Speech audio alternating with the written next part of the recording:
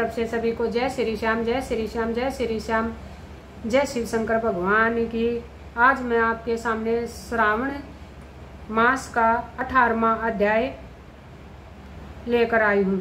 श्रावण शुक्ल दशमी तिथि कामात्यम है। दशमी तिथि को व्रत करने से क्या फल मिलता है? भगवान शंकर ब्रह्मा पुत्र संत कुमार से बोले, अब मैं तुम्हें श्रावण शुक्ल दशमी तिथि के विषय में बताता हूँ, ध्यान से सुनो, ध्यान देकर सुनो। श्रावण शुक्ल दशमी को व्रत का शुभारंभ कर वर्ष के प्रत्येक माह की शुक्ल पक्ष की दशमी तिथि को व्रत रखना चाहिए। इस प्रकार अगले श्रावण शुक्ल दशमी को इसका उद्यापन करना चाहिए। राजा को राज्य की उन्नति के लिए, कृषक को खेतों की उन्नति के लिए, वैश्या को व्यापार की उन्नति हेतु, स्त्री को पुत्र प्राप्ति हेतु तथा अन्य प्राणियों को धर्म अर्थ तथा अपने व्यवसाय की उन्नति हेतु इस व्रत को करना चाहिए। इस व्रत को आशा दशमी व्रत कहा गया है। जिसको भी किसी प्रकार का दुख हो तो उसके निवारण के लिए श्रावण शुक्ल दशमी की रात को स्नान कर व्रत का शुभारंभ करे। रात को 10 दिशाओं की फूल, पल्लव, चंदन या जौ के आटे द्वारा अपने घर के चौक को अंकित करके वाहन सहित स्त्री चिन्ह द्वारा चिन्हित करके घी से तैयार किया हुआ नैवेद्य देकर अलग अलग दीपक देना चाहिए। इसके बाद ऋतु के फल देकर अपने मनोरथ को इस प्रकार स्पष्ट करना चाहिए, मेरी आशा पूर्ण हो, मेरा मनोरथ पूर्ण हो, मेरा कल्याण हो। इस प्रकार प्रतिमाह निरंतर व्रत करना चाहिए और ब्राह्मणों को दक्षिणा देनी चाहिए। वर्ष की समाप्ति पर इसका उद्यापन करना चाहिए। सोने चांदी की 10 दिशा रूप देवताओं की प्रतिमा बनवा कर अपने सगे संबंधियों के साथ स्नान आदि करके अपने घर के आंगन में भक्ति भाव से दिशाओं का क्रमशः आवाहन, स्थापन तथा पूजा करनी चाहिए। दिशाओं के मंत्र इस प्रकार है। इंद्री दिशा 10 दिशा रूप देवता सुर तथा असुर नमस्कारत। इस संसार का स्वामी इंद्र आपके पास निवास करता है, आपको नमस्कार करता हूँ। हे अग्नि देवता के रहने से आप आग्नेयी कही जाती हैं।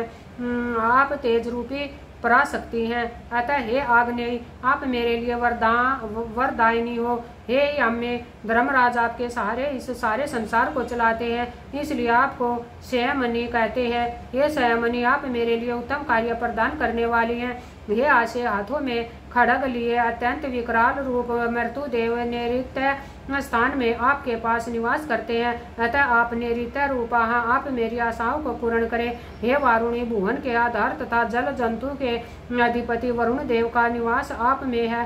हे वारुणी आप मेरे और धर्म के कार्य के लिए तत्पर हो। हे वे संसार के आदिकारक प्राण रूप वायु देव से आप अधिष्ठित हैं, इसलिए आप मेरे आंगन में प्रतिदिन शांति बनाए रखें। हे कुबेरी आप उत्तर दिशा में निवास करती हैं, कुबेर देव का निवास आप में ही है, इसलिए आप मेरे मनोरथों को पूर्ण करें। हे ऐसानी नई आप जगदीश शंभु से अलंकृत है। हे देवी मेरे मनवांछित कार्यों को परिपूर्ण करे। आपको नमस्कार है, नमस्कार है। सारे विश्व के ऊपर निवास करने वाली सदैव कल्याण दात्री सनक नंदन सनातन और सनंद कुमार आदि मुनियों के साथ रहने वाली आप सदा मेरी रक्षा करें, मेरी रक्षा करें। सब नक्षत्र ग्रह तारा गण नक्षत्र माता भूत प्रेत विनायक तथा भक्ति युक्त मन में जिन देवी देवताओं का मैंने पूजन किया है, मन से जिन देवी देवताओं का मैंने पूजन किया है, वे सब मुझे अभीष्ट सिद्धियां देने वाले हो।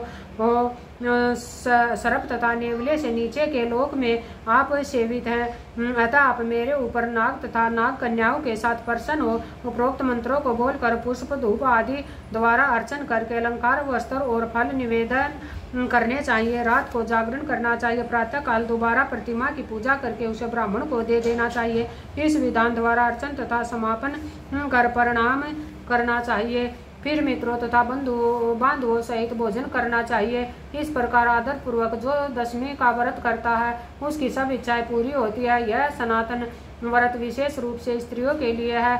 यह व्रत धन, यश, दीर्घायु तथा सब इच्छाओं को पूर्ण करने वाली है। तीनों लोकों में इस व्रत के तुल्य और दूसरा कोई व्रत नहीं है। यह व्रत मोक्ष प्रदान करने वाला है। इस व्रत के तुल्य न कोई व्रत आज तक हुआ है और न आगे होगा। श्रावण मास का 18वां अध्याय संपूर्ण। जय हो।